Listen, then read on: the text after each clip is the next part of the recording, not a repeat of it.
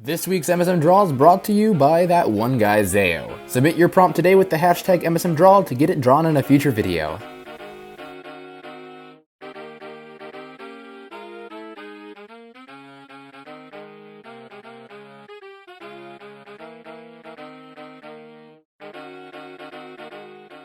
What is up, everyone? This is Wublins the Wublins, and you are watching the Crutanium channel, the supplier for all of your scientific My Singing Monster needs.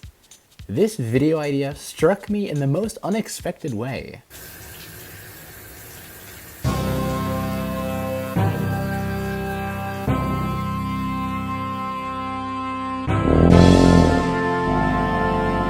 Yeah, I had a shower thought, which is like the first time ever.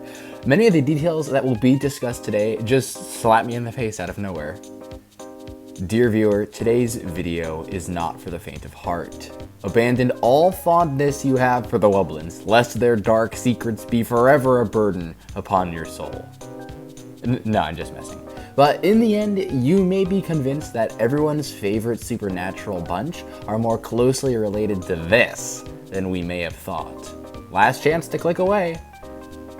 Actually, I probably shouldn't have said that because I need watch time. Subscribe! To clear up any Crutanium lore questions in the comments, no, I, Wublins the Wublins, did not create the Wublins. The only thing I've created are awkward silences when I try to make a stupid joke. Before we move into my hypothetical theory talk, we must first establish a basis of truth. There are 6 facts about the Wublins that are relevant to today's discussion, so let's examine them, shall we? Fact 1. Resuscitation. The Wublins are statuesque monsters which need the spark of life in order to wake them up. This spark of life is delivered via a thunderbolt, which revitalizes the Wublin. This electrical energy is apparently harnessed from monster eggs transported from other islands. When enough electrical potential is in storage by means of egg amount, one can choose to resuscitate them and bring them back to life, much like how a defibrillator operates. Fact 2. Dormancy. It is heavily implied that the Wublins are alive yet dormant when they are in their statue forms. When they are statues, they have the same rest particles as sleeping monsters do, and the entire goal of Wublin Island is to wake them up, as if they were simply sleeping or dormant. Fact 3. Waking animations. There are 2 types of monster that appear in statue form, the Wublins and the Celestials. When you wake up a Wublin, the statue gains color and the awakened Wublin unfurls into its natural pose. However, when you revive a downed Celestial, glowing cracks appear over the statue and it explodes back into its youthful state. This detail is a key part of today's upcoming theory. Fact 4. Artificial beings.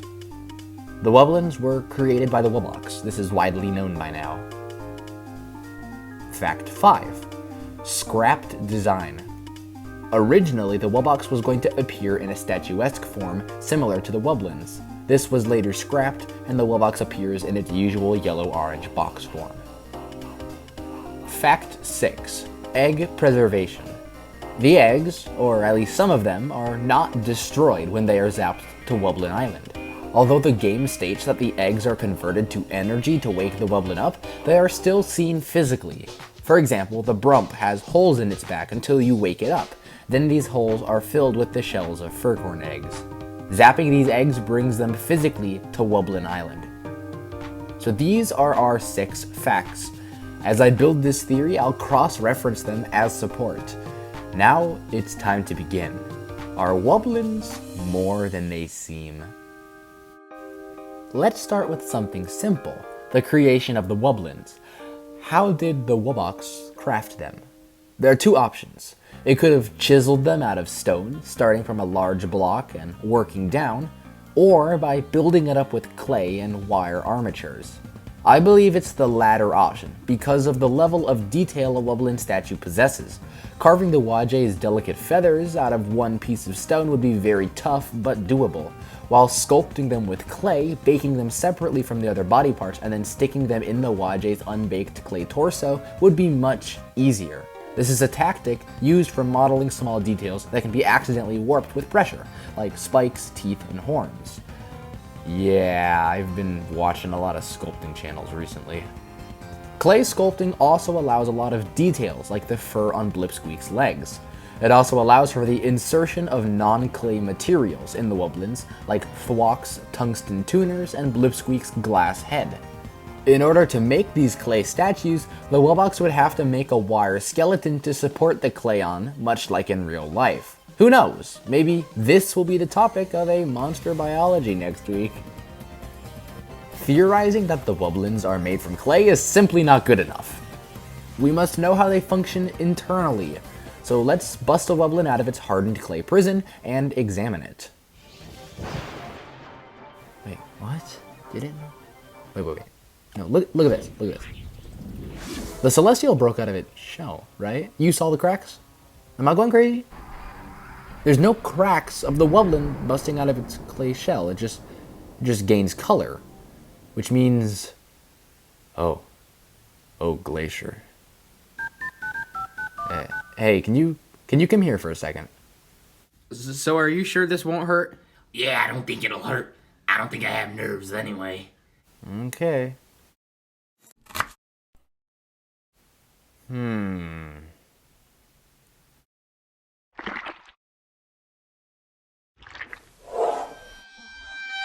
Ah!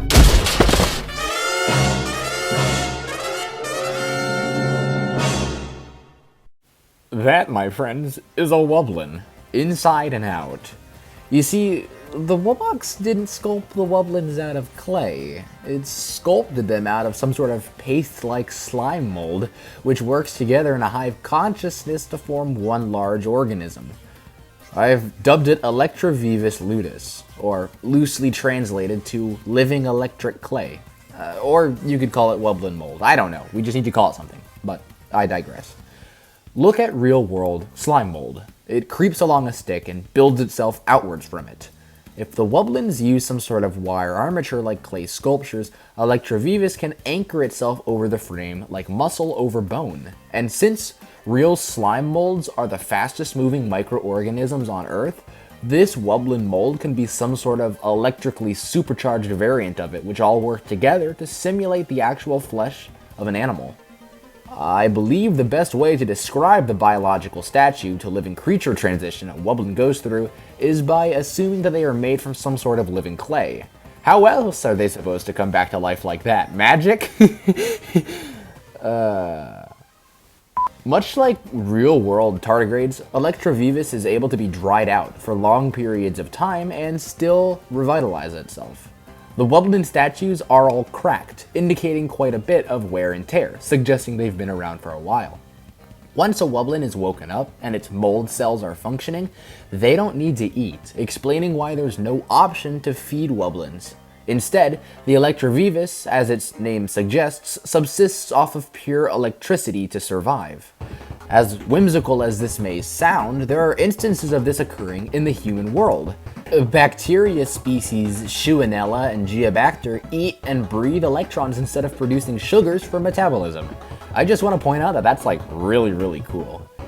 Similar to these organisms, the Wublin mold just absorbs the electricity of Wublin Island, and that's all they need to survive. Our last topic to discuss regards zapping eggs. These are most likely used to jumpstart the Wublin's revitalization process. As seen with Brump, the eggs are not converted to electrical energy. We see visual proof of this, and why would the Wublins need electricity from eggs if there's already so much coursing through the island? It is my contention that the eggs are used as an initial boost of nutrition.